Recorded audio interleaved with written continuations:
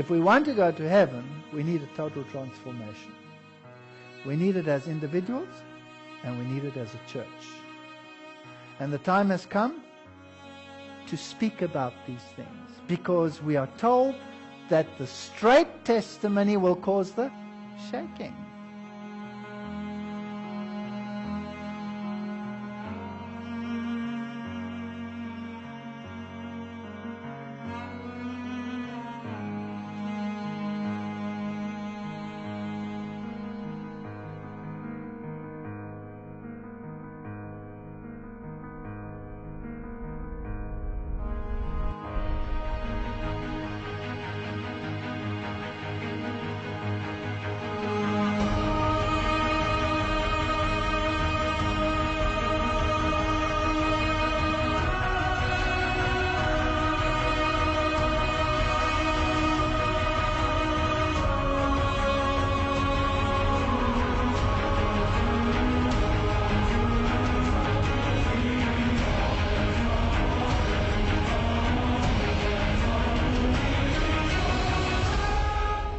We will have to have a total transformation.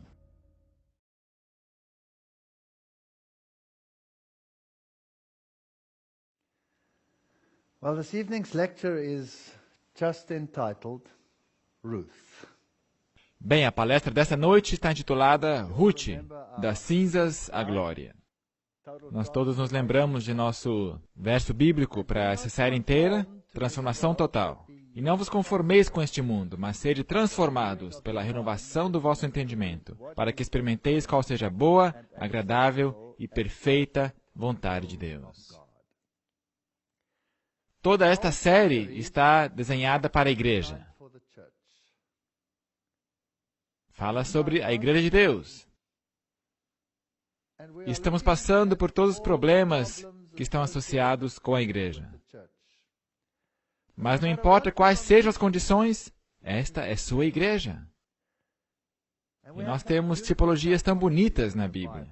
E nós falamos sobre várias delas. Nós tratamos de toda a tipologia dos filhos de Israel, como ela se aplica ao último chamado do povo de Deus para fora de Babilônia nos últimos dias. Mas tem bonitos exemplos na Bíblia desta igreja e desta relação. Portanto, essas tipologias somam e dão um colorido ainda maior.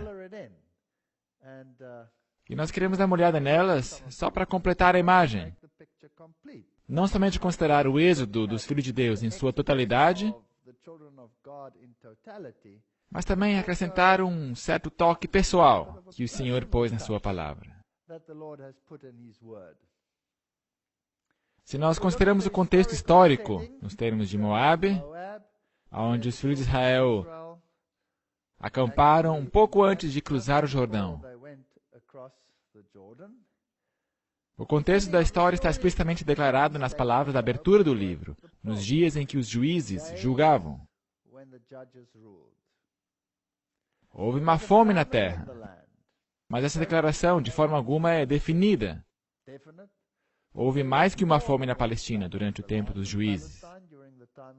Entretanto, comparando a genealogia de Davi nos últimos versos do livro de Ruth com a genealogia de Davi no primeiro capítulo de Mateus, descobrimos que a mãe de Boaz foi Raabe.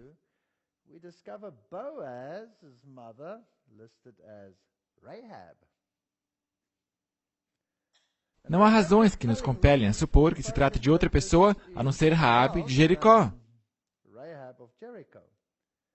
Assim, a história de Ruth teria acontecido no início do período dos juízes.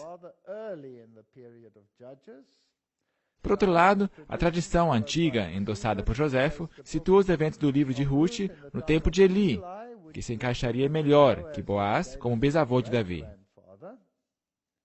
Os dois podem estar corretos, já que mãe e pai também podem significar avô, avó ou ancestral. Pessoalmente, eu favoreço a primeira opção, que foi mais cedo. Por nenhuma razão específica, mas eu prefiro essa. Agora, os moabitas eram de linhagem semita, descendentes de Ló, sobrinho de Abraão, Sua divindade principal era o deus Quemos, que parece ter exigido sacrifícios humanos. Isso vem da concordância. Portanto, estamos aqui pintando um contexto, um transfundo do livro de Ruth. Nós não conhecemos muito sobre os moabitas antes da época do Êxodo, a não ser de sua origem, que não foi a mais nobre, como nós todos sabemos. Um pouco antes do estabelecimento do reino em Israel, os amoritas ocupavam a parte de Moabe ao norte de Arnon, mas Israel sujeitou os amoritas e ocuparam o que tinha sido o território moabita. Então, na verdade, pode-se dizer que até fizeram um favor para eles. Quando Balaque, filho de Zippor, viu que os israelitas acampavam nas próprias bordas de seu país, entrou em aliança com os midianitas e convocou a ajuda do profeta apóstata Balaão.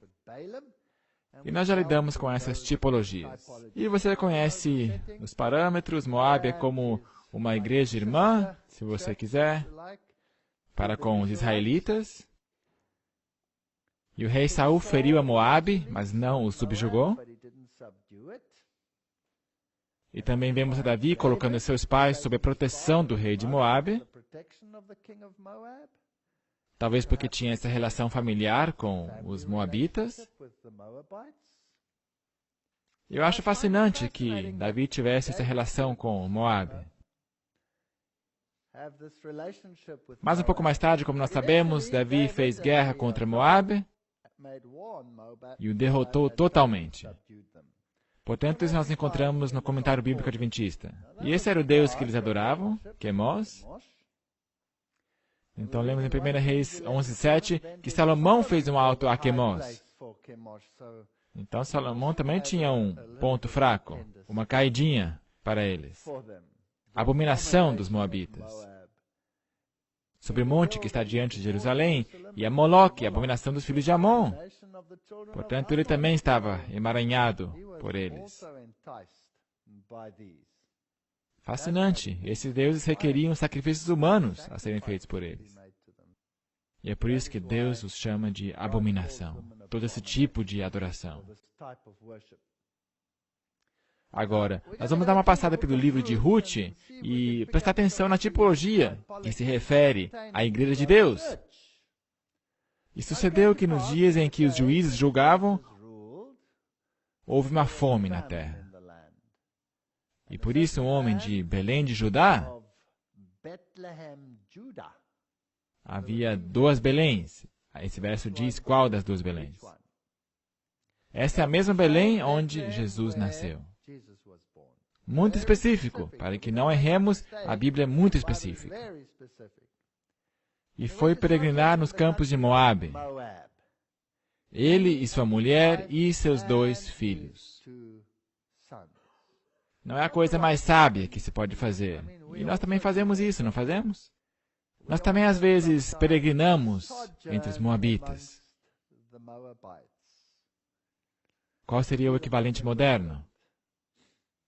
Pensar que as outras igrejas evangélicas são a mesma coisa que aqueles que se alinharam em obediência aos mandamentos de Deus. Mas não é a mesma coisa.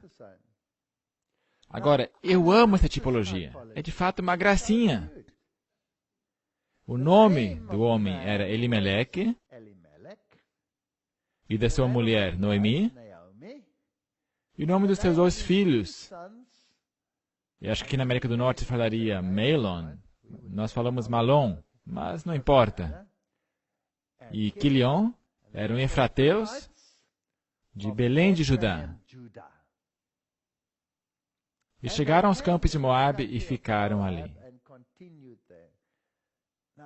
Agora, se eu fosse pai, esses provavelmente seriam os últimos nomes nos quais eu pensaria para dar a meus filhos.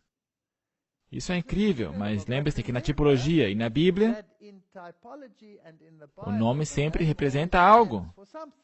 Você não simplesmente dá um nome assim. E também penso que Deus inspirou os pais ao darem certos nomes. E Deus também mudou nomes, não mudou? Elimeleque, o esposo de Noemi, morreu, e ficou ela com seus 2 filhos, os quais tomaram para si mulheres moabitas, e era o nome de uma órfã, E o nome da outra, Ruth. Então temos aqui vários nomes, e ficaram ali quase 10 anos. E Malom, ele era o esposo de Ruth, e Quilion morreram, e assim também ficaram só as mulheres. A mãe de todos perdeu seus 2 filhos e seu marido.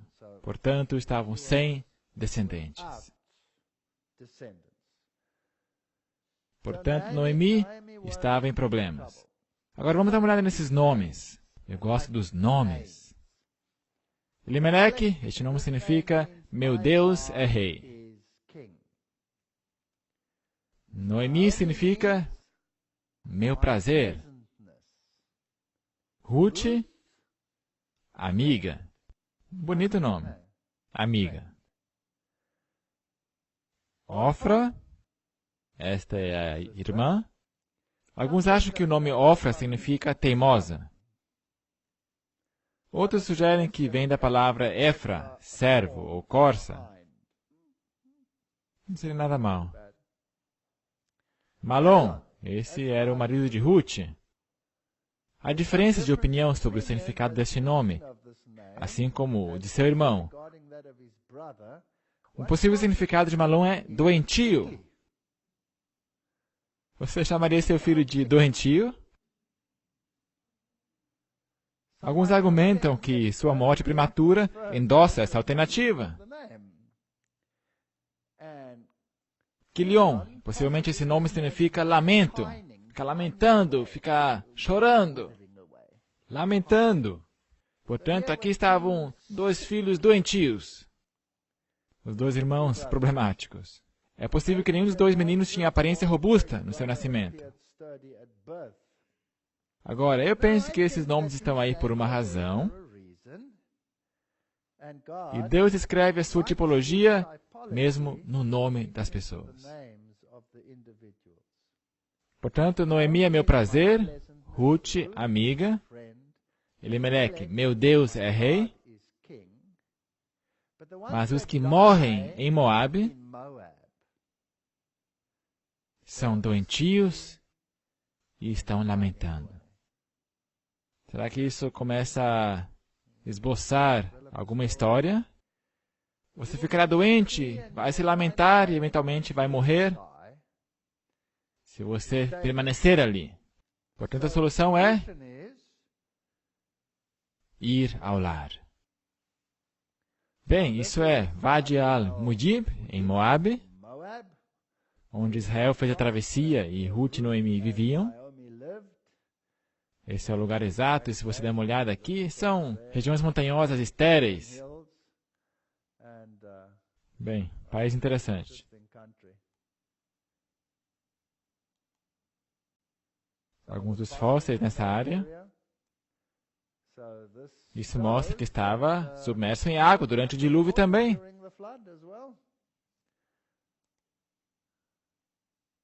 Isso vem dessa região.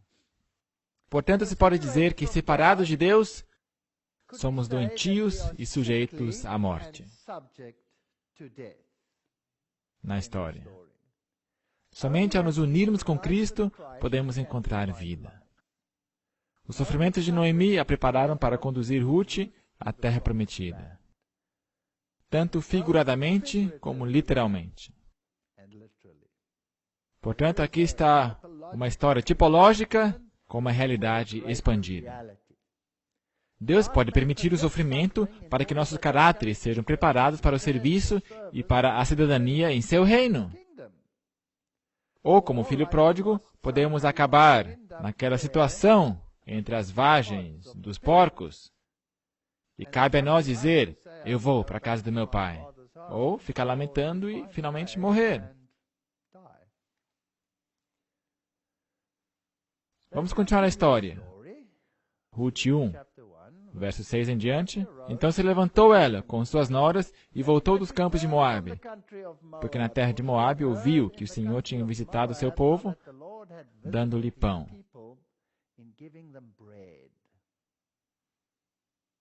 Pão, pão da vida, tipologias. Por isso saiu do lugar onde estivera e as suas noras com ela, indo elas, caminhando, para voltarem para a terra de Judá. Agora, as noras nunca tinham saído de Israel, portanto não podiam voltar, mas estão voltando. Portanto, são como o filho pródigo. E disse Noemi às suas noras: Ide, voltai cada um à casa de sua mãe. As despediam. Voltai.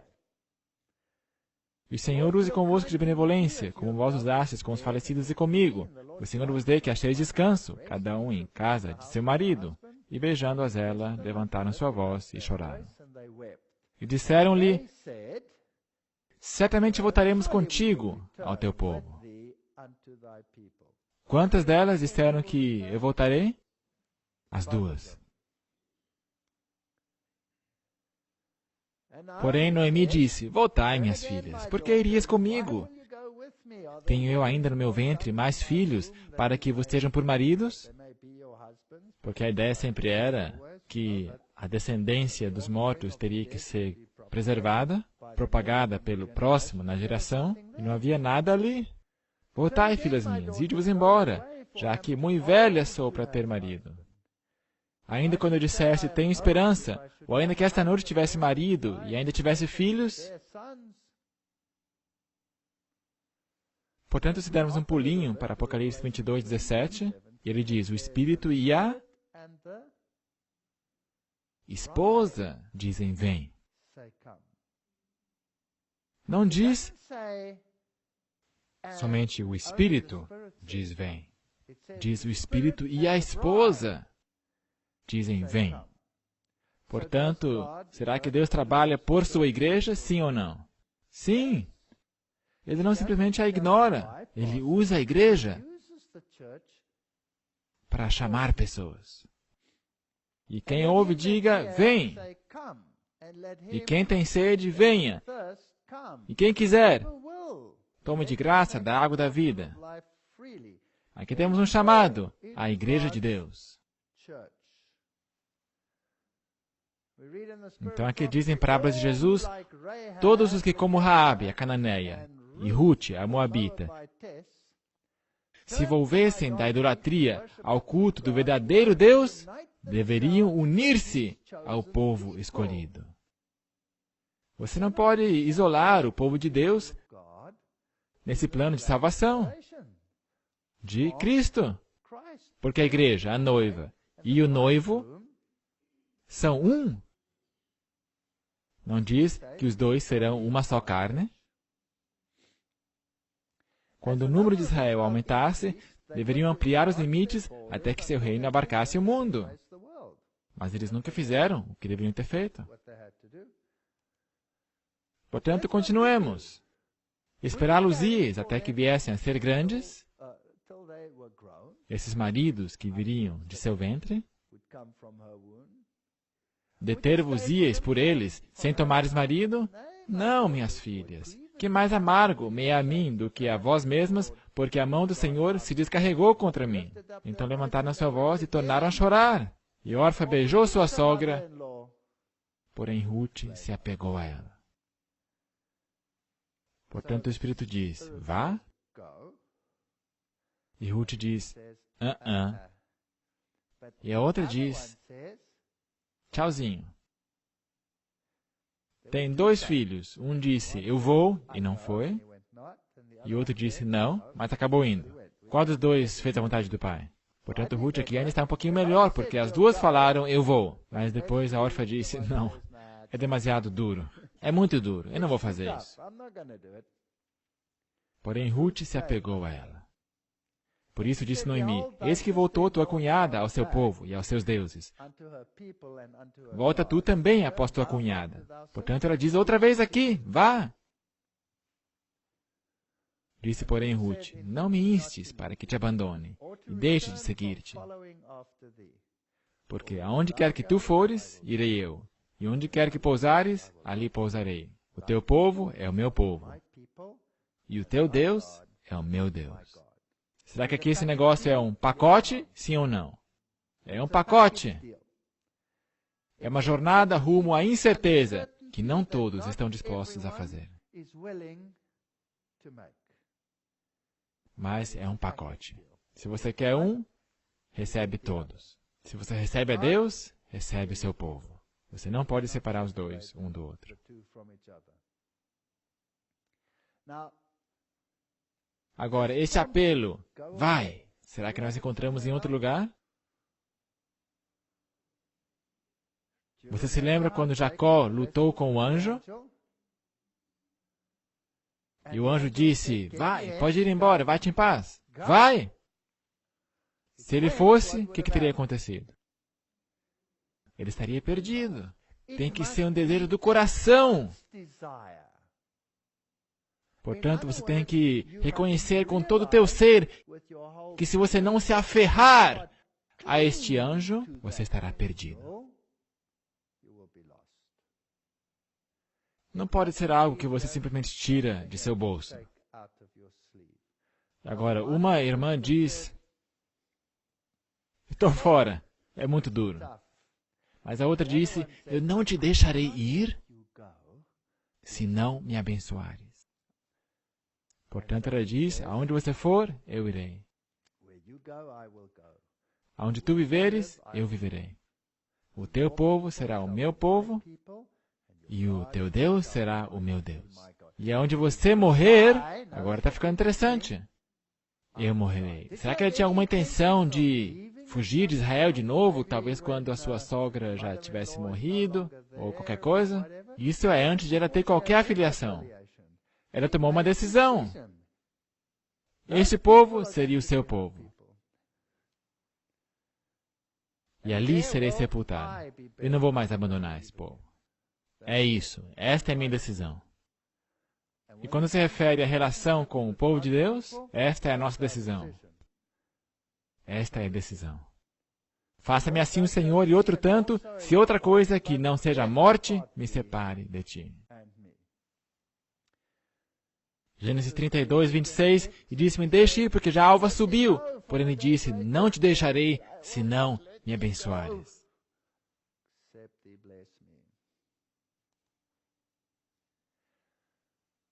Vendo Noemi que de todo estava... Isso é muito lindo. Sabe, quando você começa a ler a Bíblia de um ponto de vista tipológico, não é simplesmente uma história. Se torna um assunto pessoal de vida e morte. E é isso que diferencia a Bíblia de qualquer outro livro religioso no planeta.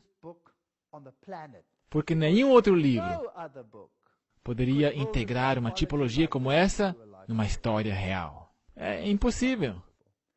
E nenhum ser humano poderia conseguir tal façanha. De uma forma tão consistente em um período de mais de 1000 anos. Esqueça.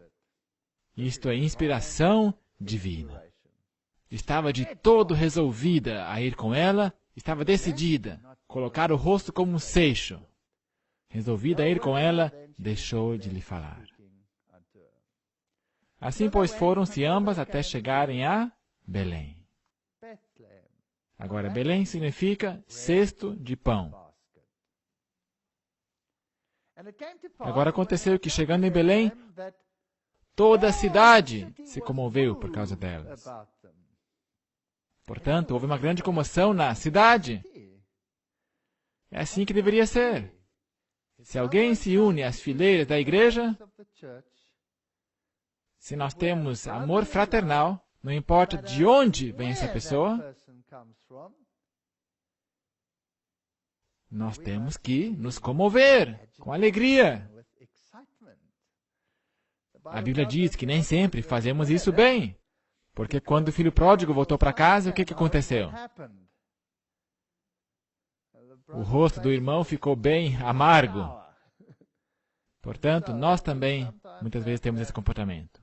E o falho para a própria vergonha. Para a própria vergonha. E diziam, é Noemi. Não é esta Noemi? Porém, ela lhe disse, não me chameis Noemi, chamai-me Mara. Mara significa amargura, porque grande amargura me tem dado o Todo-Poderoso. Cheia parti, porém vazia o Senhor me fez tornar. O que acontece se você vai para Moabe?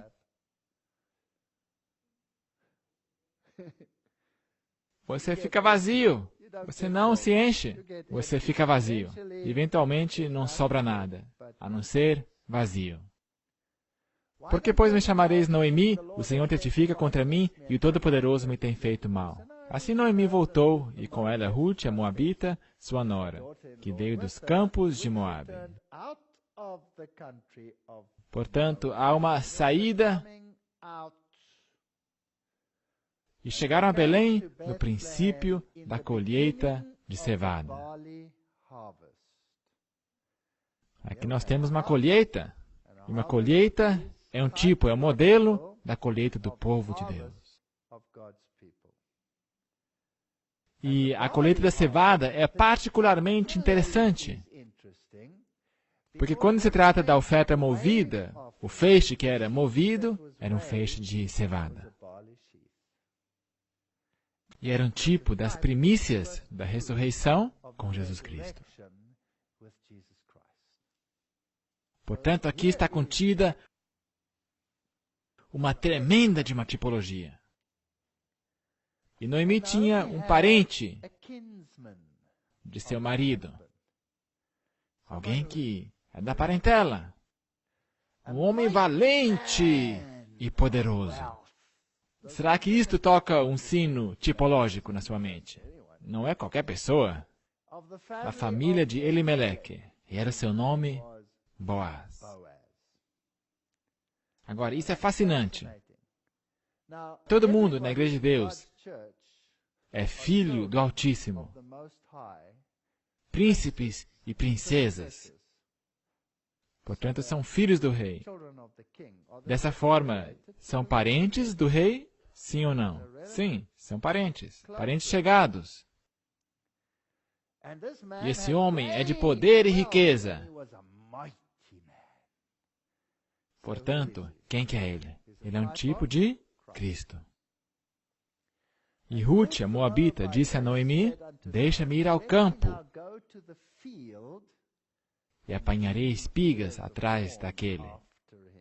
E a história fica uma gracinha. Daquele em cujos olhos eu achar, o quê? Graça!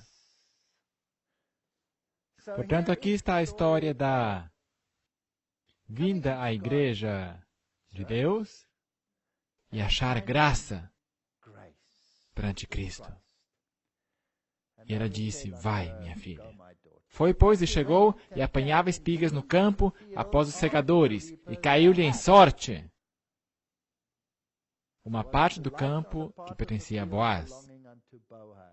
Portanto, colocando isso em uma linguagem mais moderna, seria, por coincidência, aconteceu que ela foi parar no campo de Boaz. Agora, é claro que não há algo como sorte. O mundo chama isso de sorte. Nós o chamamos de providência.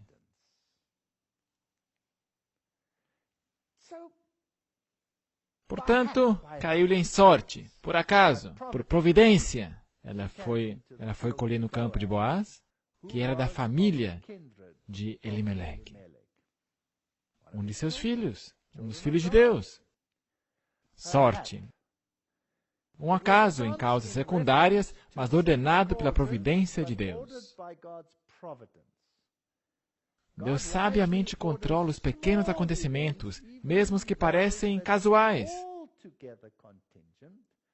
Muitos grandes empreendimentos começaram com uma simples ocorrência, fortuita para o homem, mas planejada por Deus. Eu achei que isso foi bem formulado. Portanto, agora a história se desdobra, e Boaz veio de Belém. E eu acho que realmente eles martelam bem nesse prego, para que não esqueçamos. Ele veio de Belém, o cesto de pão.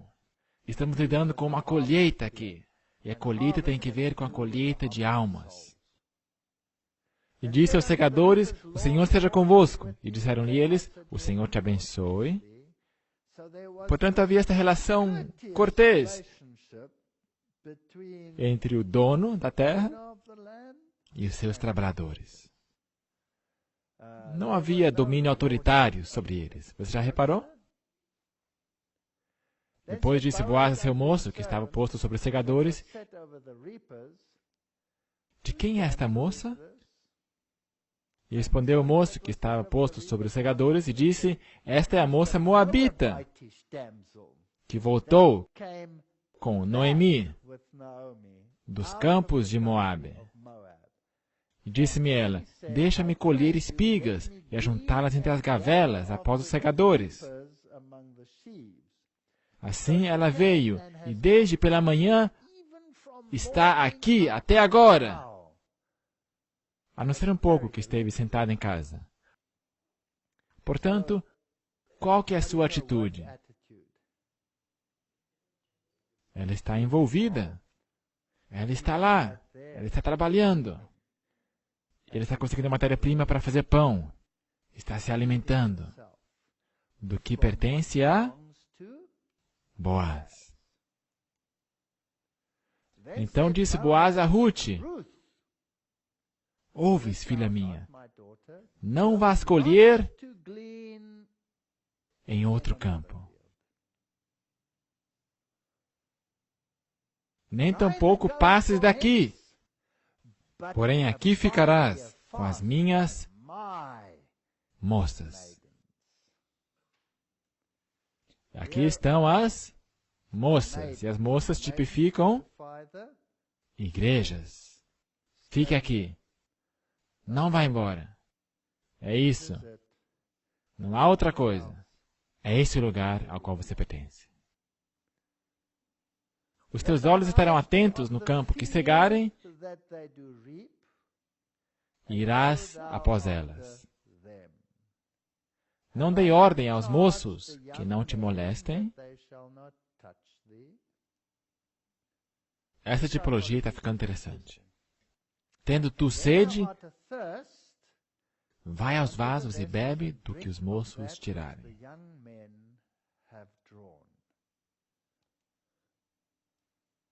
Portanto, aqui está ela, com Boaz. Aqui está uma imagem talhada em madeira. Então ela caiu sobre o seu rosto e se inclinou até o chão. E lhe disse: porque eu achei graça aos teus olhos. Isso aí somos nós. Cada um de nós se inclina e pergunta: por que eu achei graça aos teus olhos? Ela não tinha nada, era uma moabita. O seu Deus era Quemos. A sua irmã voltou aos seus deuses e a sua família. Mas ela disse: o teu Deus será o meu Deus. E aqui está ela. Para que faças caso de mim, sendo eu uma estrangeira. Nós todos somos estrangeiros quando viemos a essa igreja. E respondeu Boaz e disse-lhe, e agora podemos ver uma outra tipologia. Bem se me contou quanto fizeste a tua sogra depois da morte do teu marido. Deus está completamente informado do que nós fazemos. Ele nos conhece por dentro e por fora. E deixaste teu pai e tua mãe. Você consegue reconhecer alguma coisa? E a terra onde nasceste, e vieste para um povo que antes não conheceste. Portanto, conversão a Cristo significa vir a um povo que não se conhece até aquele momento. Quantas pessoas querem fazer isso? Querem ter a Cristo, mas querem permanecer nas mesmas circunstâncias nas quais estiveram antes. Mas você não pode fazê-lo. Se trata de um pacote. Você recebe o povo junto com Cristo. O Senhor retribua o teu feito e te seja concedido pleno galardão da parte do Senhor, Deus de Israel, sob cujas asas te vieste abrigar. É poderoso. Poderosa tipologia. É incrível. Se nós damos uma olhada no Evangelho de Marcos, capítulo 10, E Jesus respondendo disse, em verdade vos digo que ninguém há que tenha deixado casa, ou irmãos, ou irmãs, ou pai, ou mãe, ou mulher, ou filhos, ou campos, por amor de mim e do Evangelho, que não receba 100 vezes tanto, já neste tempo, em casas, irmãos, irmãs. Portanto, se você os abandonou, quem são esses que você está conseguindo agora? Não são os mesmos? Você está conseguindo uma outra família. Essa é a família de Deus. E mães, e filhos, e campos, com perseguições. Eu gosto de Deus, porque Ele é tão honesto. Ele não diz, vem para mim que vai ser uma vida fácil. Não. Esse é um caminho espinhoso. Se você fizer essa mudança, você será perseguido. E no século futuro, a vida eterna. Ok? Então ela disse, achei graça em teus olhos, Senhor meu, pois tu me consolaste. Portanto, nesta situação estressante de ir a um povo totalmente diferente, aonde encontraremos conforto? Com Cristo. É o teu único conforto. Porque no princípio, até que você firme pé e tudo isso, só haverá lágrimas. Aqui está o teu conforto. E você tem que se apegar a Ele e dizer-lhe, eu não te deixarei ir, porque isso é tudo que você tem. E falaste amigavelmente à tua serva. Isso nos diz algo sobre Jesus. Não sendo eu ainda como uma das tuas criadas. Portanto, eu não sou uma delas ainda. Eu tenho que me firmar nesta igreja. Eu saí dessa situação, saí do mundo, do espiritismo, saí das drogas, saí, seja lá do que for, de Babilônia. E eu vim à igreja. E eu simplesmente não passei por essa experiência ainda. Mas obrigado, porque tu és simpático e amigável para comigo. E sendo já a hora do almoço, disse-lhe, achega-te aqui e come. E come do pão e molha o teu bocado no vinagre. Isso é como dizer pão e vinho. Corpo e o sangue de Cristo. Vem e internalize a verdade para que você possa crescer. Vem e coma do maná celestial para que você possa entender. E ele se assentou ao lado dos segadores. E ela lhe deu do trigo tostado, e ela comeu e se fartou. Quem que vai te alimentar nas circunstâncias nas quais você se encontrará numa nova igreja? Às vezes você vai parar numa igreja onde parece que não há ninguém que se importa. E mesmo assim, você deve continuar ali.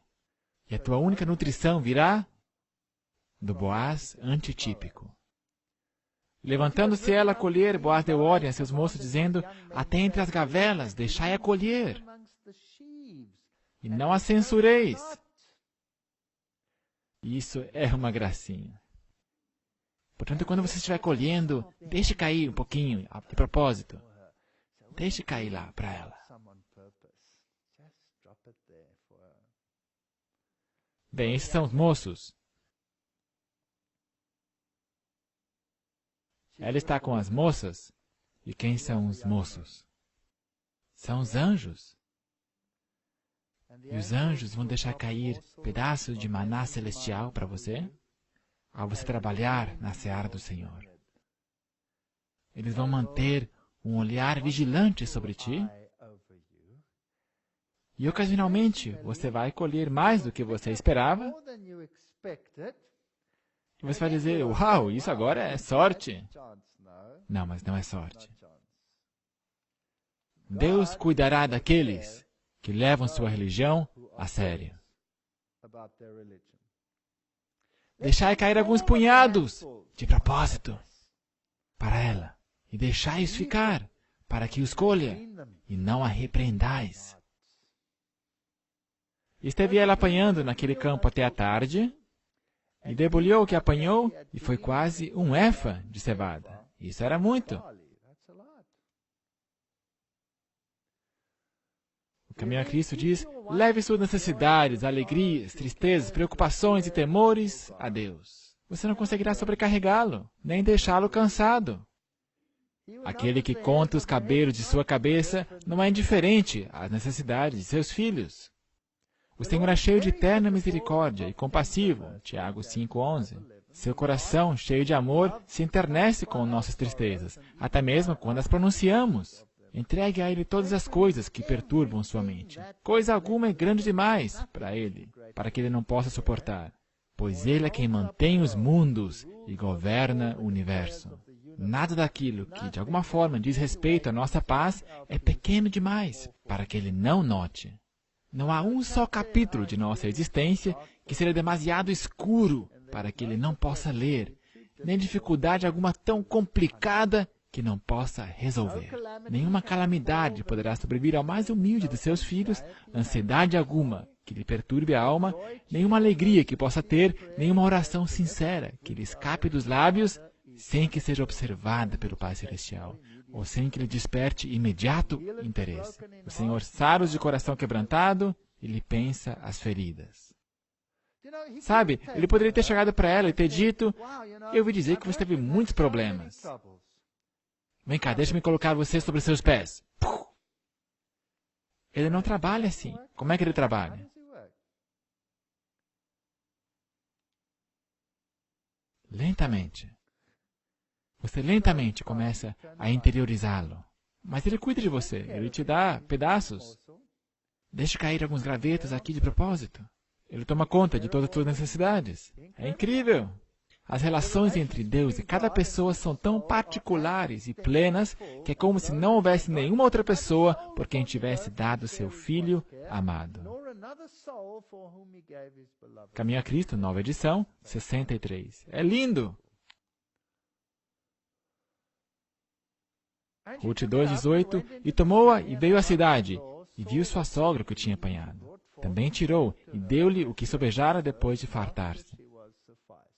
Portanto, ela não conservou isso para si mesma. O que ela começou a fazer com os seus achados? Começou a compartilhá-los.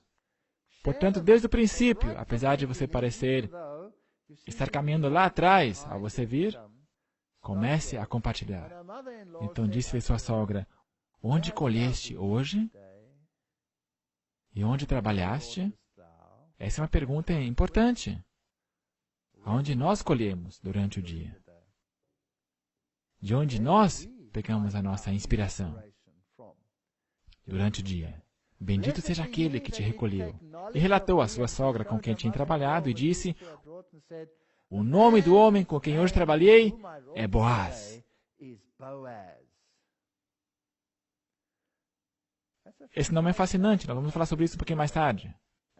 Então Noemi disse à sua nora, bendito seja ele do Senhor, que ainda não tem deixado a sua beneficência nem para com os vivos, nem para com os mortos. E disse-lhe mais Noemi, esse homem é nosso parente chegado, um dentre os nossos remidores. Parente próximo. É um parente com muita proximidade. Um parente chegado. E disse Ruth, a Moabita. Agora repare só o que ela disse. Também ainda me disse, com os moços que tenho te ajuntarás,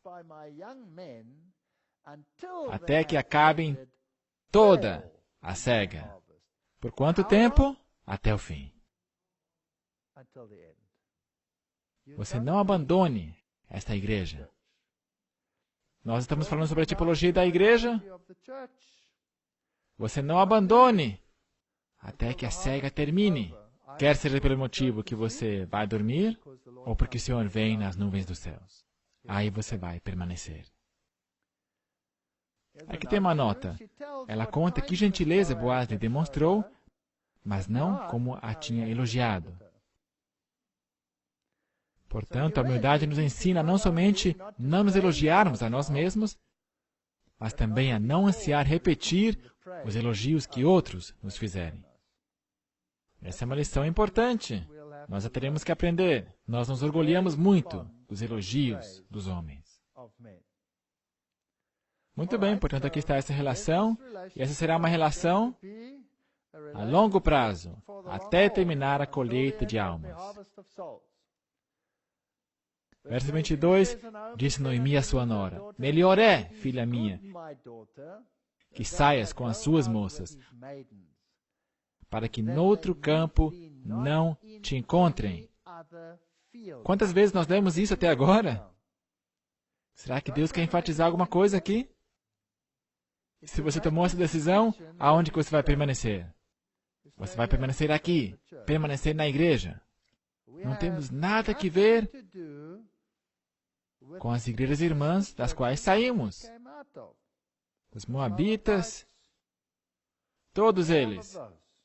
Não temos nada que ver com eles. Os edomitas, os midianitas, seja lá qual for o nome, mantenha distância. Não quer dizer que eu não vou testemunhar para eles, mas eu me separei. Não vá a outro campo.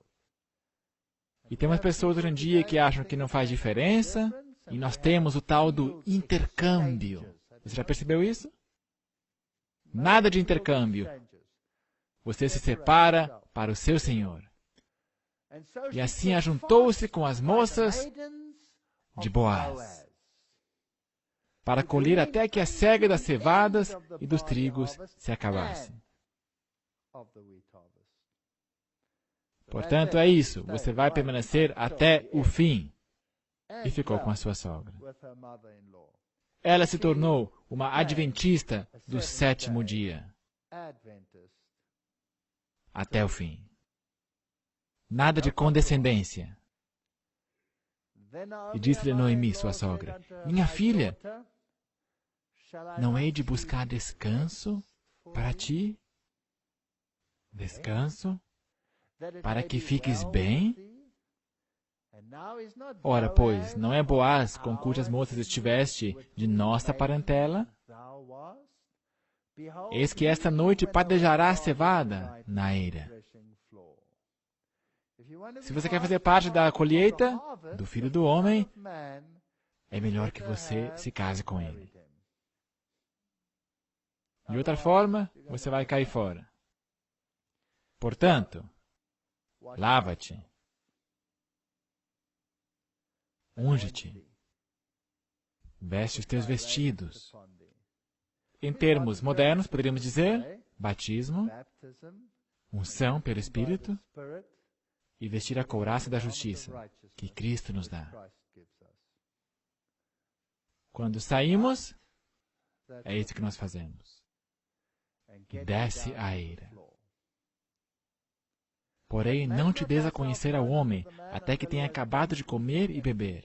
E há de ser que quando ele se deitar, notarás o lugar em que se deitar, então entrarás e descobrir-lhe-ás os pés.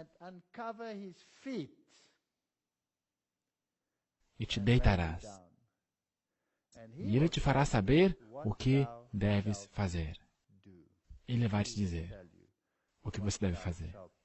Você tem que ser guiado pelo Espírito de Cristo. Ele vai te dizer o que fazer.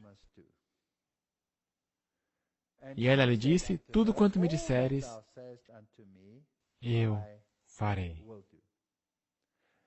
Então foi para sua eira e fez conforme tudo quanto a sua sogra lhe tinha ordenado. Havendo, pois, Boaz comido e bebido, já estando de seu coração alegre. Sabe, algumas pessoas querem insinuar que ele estava intoxicado aqui. Não.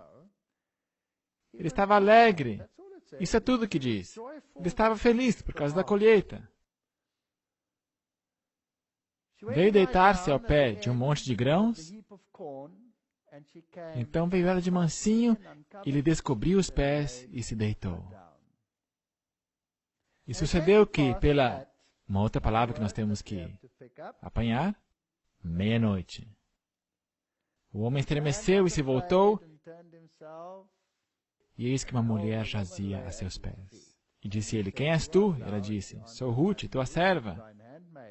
Estende, pois, tua capa sobre tua serva, porque tu és o remidor. Esta é uma proposta de casamento. Ela tem a ousadia de fazer uma proposta de casamento. Jacó teve a ousadia de falar, eu não vou te deixar ir, mesmo que Deus dissera, vai. Jacó também fez uma proposta de casamento. Eu não vou deixar você ir. Verso 9, portanto, estende a tua capa, isto é, tome-me como esposa e exerça os deveres de marido para comigo. Não ali, naquele momento. No futuro. Tudo com ordem e decência.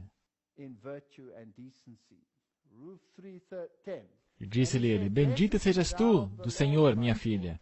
Melhor fizeste esta última benevolência do que a primeira. Será que isto é crescimento em Cristo? Sim ou não? Pois após nenhum dos jovens foste, quer pobre, quer rico. Você está buscando uma relação celestial. Agora, pois, minha filha, não temas. Isso é algo que Jesus falou muitas vezes. Tudo quanto disseste te farei, pois toda a cidade do meu povo sabe que és mulher virtuosa. Portanto, aqui está uma mulher virtuosa. Não havia nada de estranho acontecendo aqui. Essa foi uma conversação decente. Porém, agora é verdade que eu sou o remidor, mas ainda outro remidor há mais chegado do que eu. Está ficando interessante. Fica-te aqui esta noite. E será que pela manhã, se te remir, bem-estar, que te redima. Porém, se não quiser te redimir, vive o Senhor, que eu te remirei. Deita-te aqui até amanhã.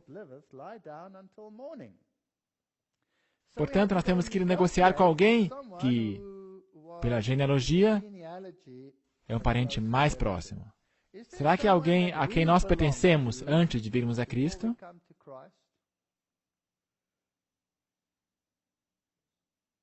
Será que não há um outro rei desse mundo? E esta relação terá que ser rompida para que possamos entrar em outra relação? Ficou-se, pois, deitada a seus pés até pela manhã, e levantou-se antes que pudesse um conhecer o outro, porquanto disse, não se saiba que alguma mulher veio à eira.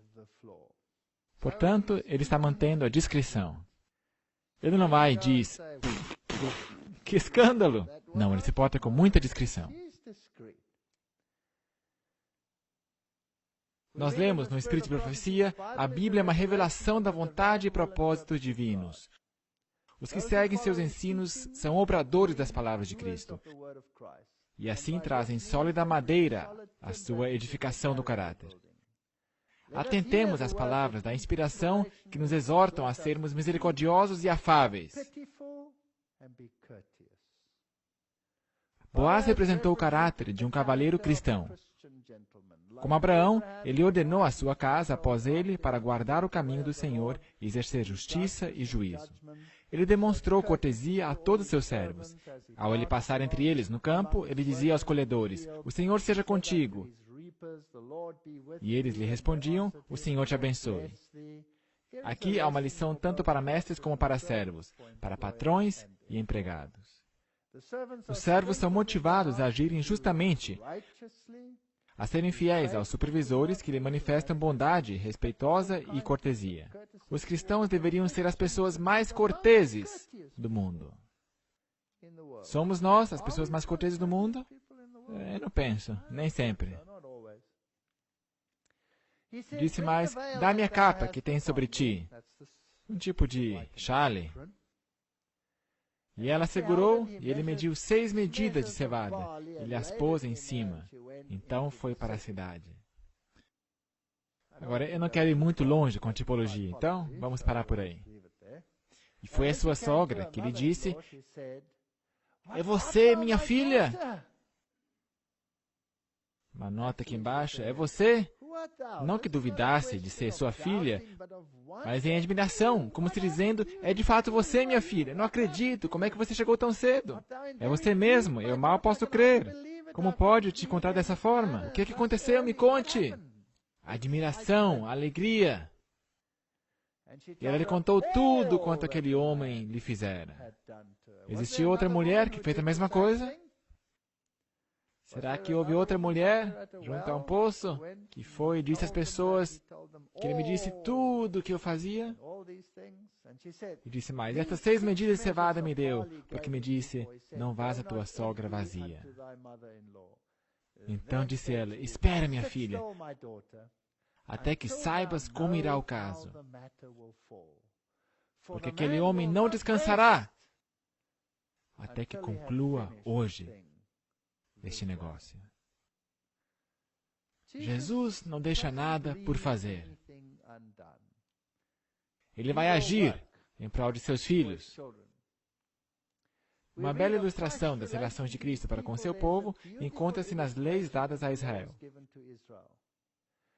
Quando, em virtude da pobreza, um hebreu se via forçado a abrir mão de seu patrimônio e a vender-se como escravo, o dever de resgatá-lo, a eles, a sua herança, recaía no parente mais chegado. Aqui você tem a história de redenção.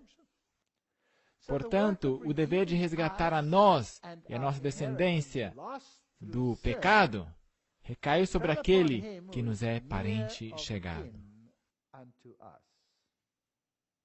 Foi para nos resgatar que ele se tornou nosso parente mais chegado. Mais achegado que o pai, mãe, irmão, amigo ou noivo é o Senhor nosso Salvador. Não temas, diz ele. Você consegue ver a imagem? Quantas pessoas vêm a esta igreja e dizem: eu não encontrei o amor que eu esperava, eu estou indo embora.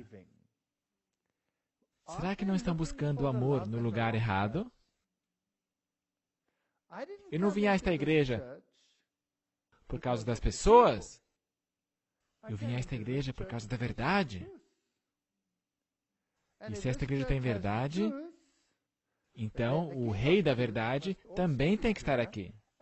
E a minha relação com Ele que me fixa no seu campo. E não necessariamente a minha relação com os outros. Bom seria ter uma relação amigável com os outros, mas a relação primária é com Ele. Não temas, diz Ele, porque eu te remi, chamei-te pelo teu nome, tu és meu. Desde que tu te fizeste digno de honra diante de meus olhos e glorioso, eu te amei e entregarei os homens por ti e os povos pela tua vida.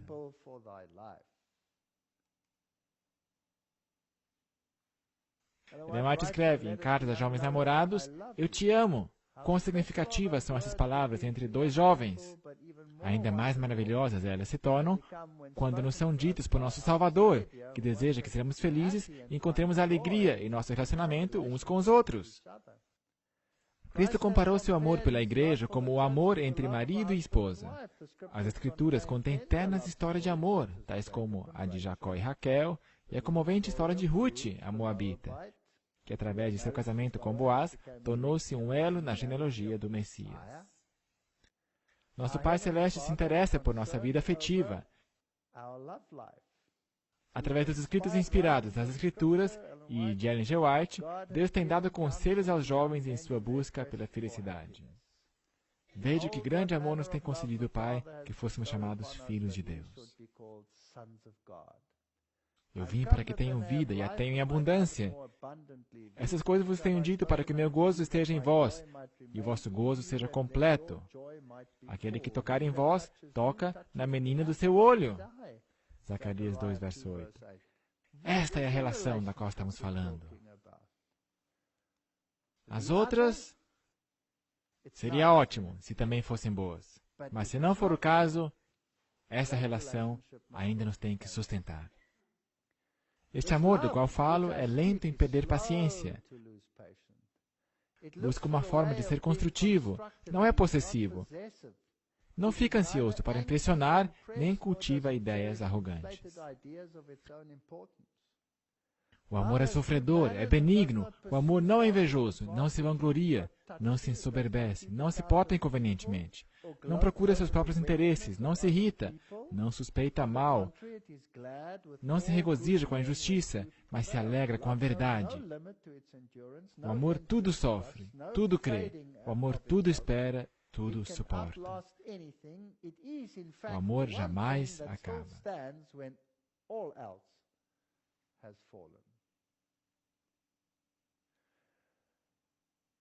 Minha igreja. E pessoas que estão sofrendo dentro da igreja.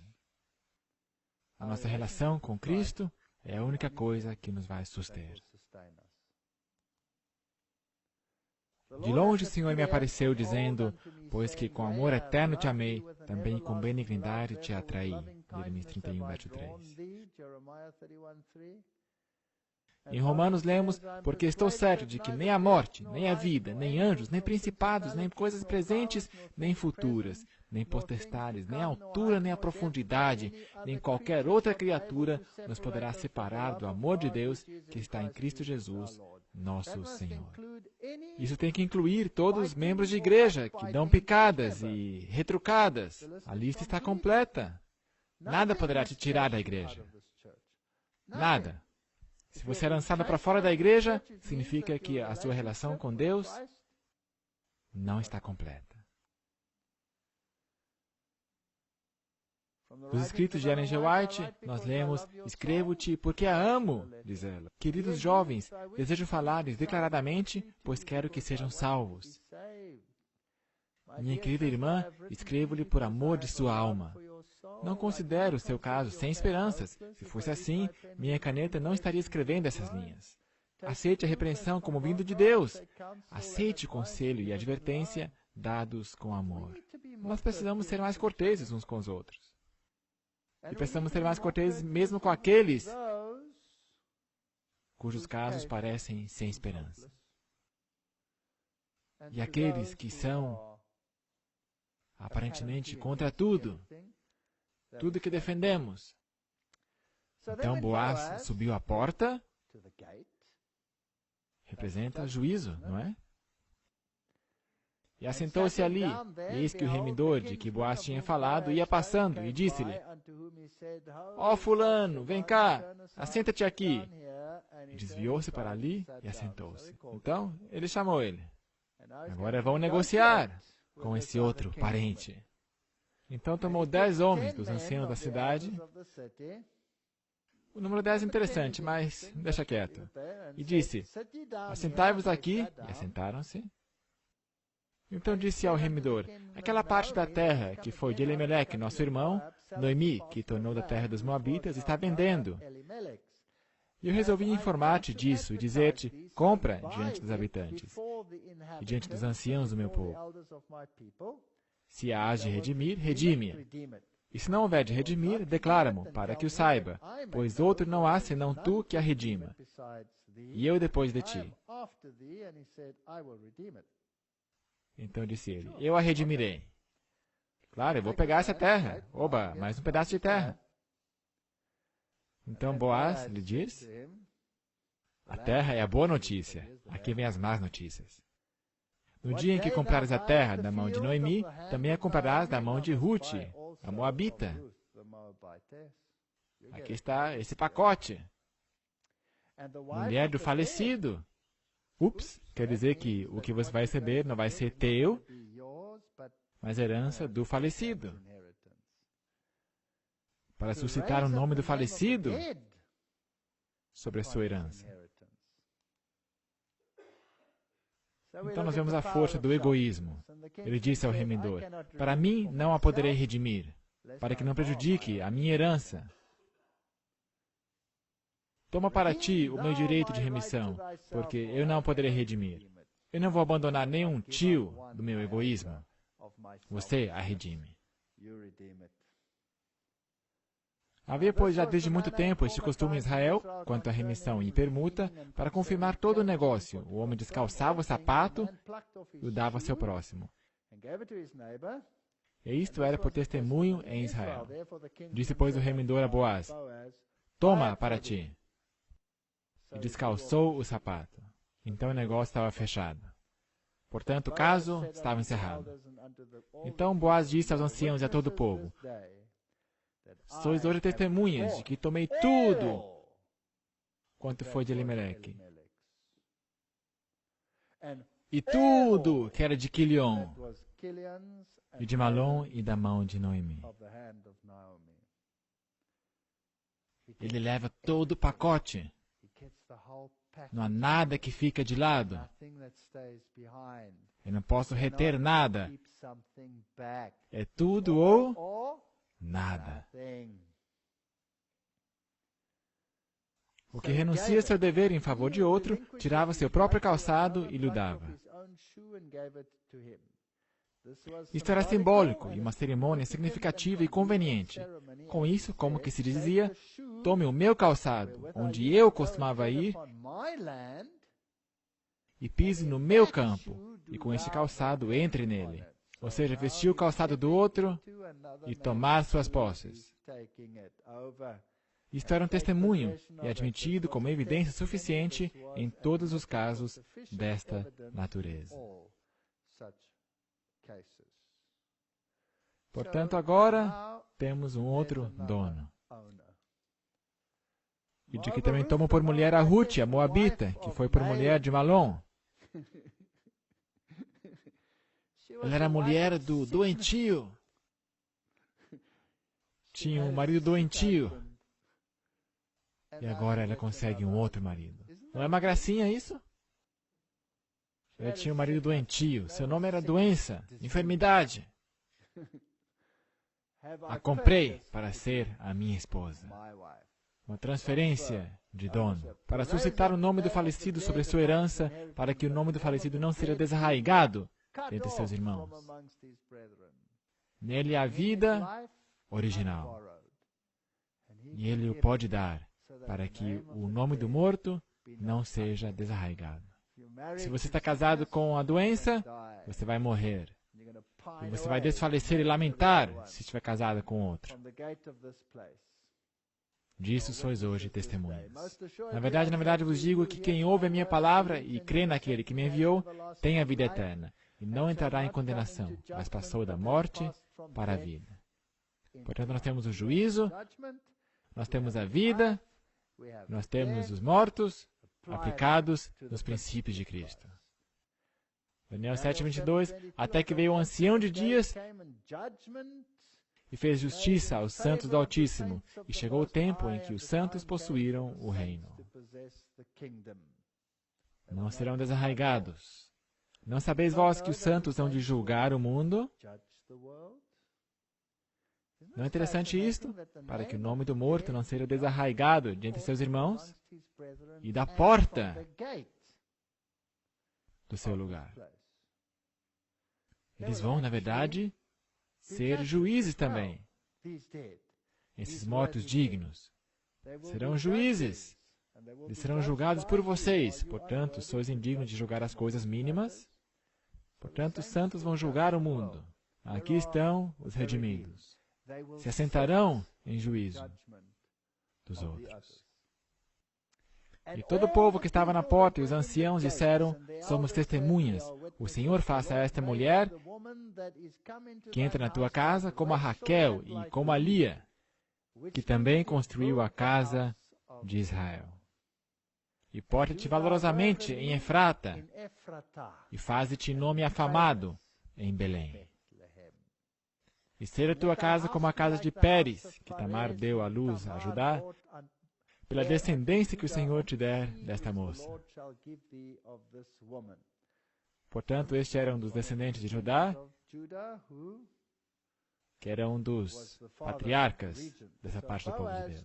E assim Boaz tomou a Ruth, e ela lhe foi por mulher, e ele a possuiu, e o Senhor lhe fez conceber, e deu à luz um filho.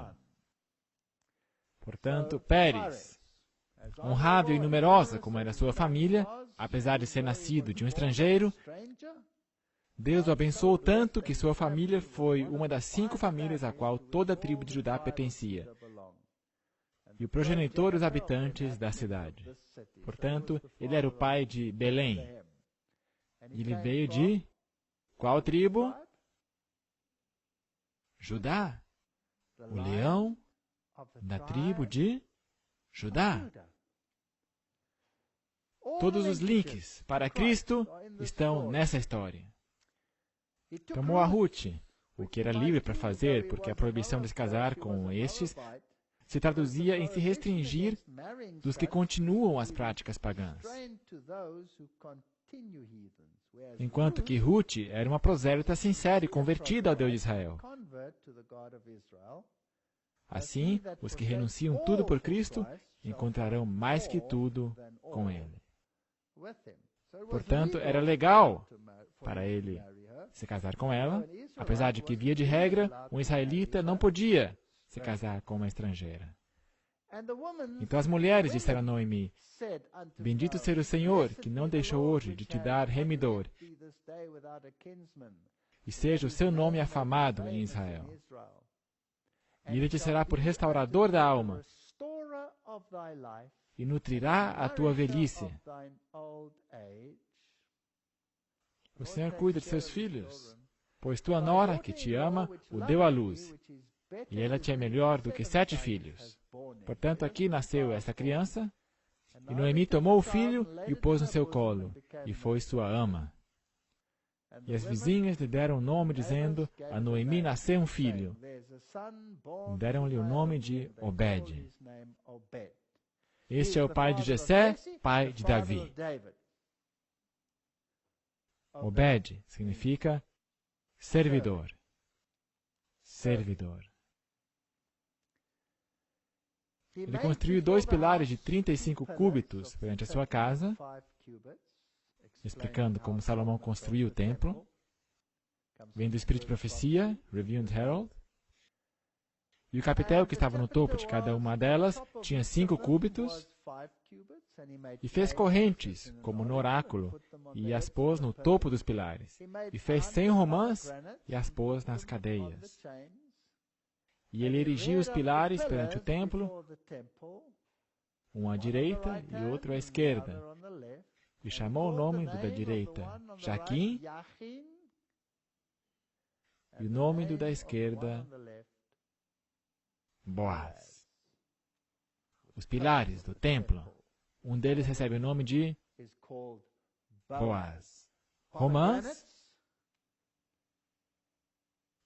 tem sementes vermelhas dentro delas. As sementes estão cobertas de vermelho.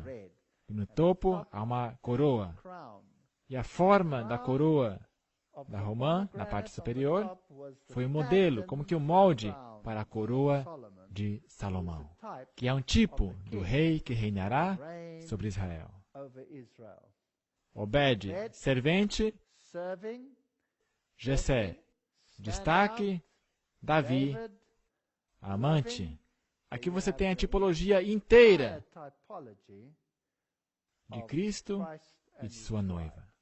Agora, não é fascinante que a mãe de Boaz foi quem? Se você se lembra? Raabe. Ela foi uma prostituta. A esposa de Boaz foi uma moabita. Portanto, vamos resumir. Boaz e Ruth. Esta aqui é a conquista de Jericó. Tem uma imagem disso. Nem Boaz nem Ruth tinham o melhor dos transfundos. Você concordaria com isso? No que toca a sua linhagem, a mãe de Boaz era Raabe, uma prostituta, mas ajudou a Israel na conquista de Jericó. Bem, ela provavelmente se casou com um dos 2 espias, que veio assessorar as defesas da cidade e assim foi levada a uma posição de honra. Ruth era moabita e, portanto, posteridade de uma união indecente entre Ló e uma de suas filhas. Agora imaginem só esta linhagem sendo a linhagem de Cristo, com essas duas mulheres, e além disso, vinham de um transfundo idólatra. Mas apesar de seu transfundo, estas duas mulheres estão na linhagem de Jesus. Isto tem que tipificar a totalidade da redenção. Não importa de onde você vem, quando você toma esta decisão, o teu Deus será o meu Deus, e o teu povo será o meu povo. Você entra nesta relação matrimonial com Cristo. Você está tomando essa decisão, portanto você está se deitando aos pés de Jesus, os está descobrindo e dizendo, se case comigo.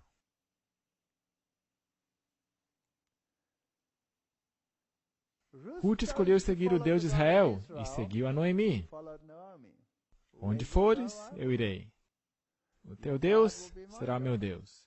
Noemi instruiu a Ruth a se deitar aos pés de Boaz. Nós temos que nos deitar aos pés de Jesus. Ruth não tinha mais filhos, era viúva. Boaz lhe era parente chegado, que literalmente significa remidor. Que a podia remir e suscitar-lhe descendência caso se casasse com ela. Nós também temos que nos deitar aos pés de Jesus e também Ele nos cobrirá com as suas asas. Boaz era proprietário de terras. Jesus é o proprietário da terra. Boaz era para ela um resgatador e um marido. Jesus é o nosso redentor e marido. Boaz estava de olho em Ruth. Jesus está de olho em nós. Boaz instruiu seus trabalhadores a deixar cair espigas para Ruth. Jesus instruiu seus anjos a deixar que apanhemos da colheita. Ele é o pão do céu, o maná vivo. Como marido, em nossas famílias, em casa, você deve alimentar sua família diariamente com o pão da palavra de Deus, todo dia. Ou seja, isso é magnificente. Mateus 4,4, ele, porém, respondendo, disse, está escrito, nem só de pão viverá o homem, mas de toda palavra que sai da boca de Deus. Boaz teve que comprar de volta a herança de Ruth, e para isto pagou o dinheiro da redenção. Assim, Cristo, nosso Redentor, faz a mesma coisa. Não importa o transfundo, não importa nossas fraquezas, não importa de onde viemos, somos preciosos à sua vista, mas nós não devemos ir nos transviar a outro campo. Devemos estar separados. O Sr. White diz, às vezes pode parecer que o Senhor esqueceu os perigos de sua igreja e os danos causados a ela por aqueles que seguem princípios que ele não pode endossar. Nós temos problemas na igreja. Mas Deus não se esqueceu. Nada neste mundo é tão querido a Deus como sua igreja. Ele nota todas as ações dos membros. Não é de sua vontade que as políticas mundanas corrompam seu histórico de representante do céu. Nada ofende tanto o coração de Cristo como o dano causado àqueles pelos quais ele morreu para salvar. Seu coração de amor é ferido quando o coxo é afastado do caminho pelas tortuosas veredas feitas pelos outros. Deus não permite que seu povo seja vencido pelas tentações de Satanás. Ele vai castigar aqueles que o representam mal, mas ele será piedoso a todos os que sinceramente se arrependem. Cristo ama sua igreja. Ele dará toda a ajuda necessária àqueles que o invocam, pedindo forças para o desenvolvimento de um caráter à semelhança de Cristo. Esta é a sua igreja. Nós a temos que engolir como parte do pacote. Atos 12:46, e perseverando unânimes todos os dias no templo, partindo o pão em casa, comiam juntos com alegria e singeleza de coração, louvando a Deus e caindo na graça de todo o povo. E todos os dias acrescentava o Senhor à igreja os que se haviam de salvar. Portanto, aqui na tipologia do livro de Ruth, nós temos essa tipologia de Cristo e nós como indivíduos, e Cristo e nós de forma corporativa. E as relações que temos que ter uns com os outros estão todas aí, na tipologia. E eu temo que nisto nós falhamos desastrosamente. Portanto, Deus quer que tenhamos uma transformação total. Uma renovação da mente, para que possamos reconhecer qual que é a boa, agradável e perfeita vontade de Deus. Que o Senhor nos ajude a amá-lo mais e a amar mais a sua igreja. Amém.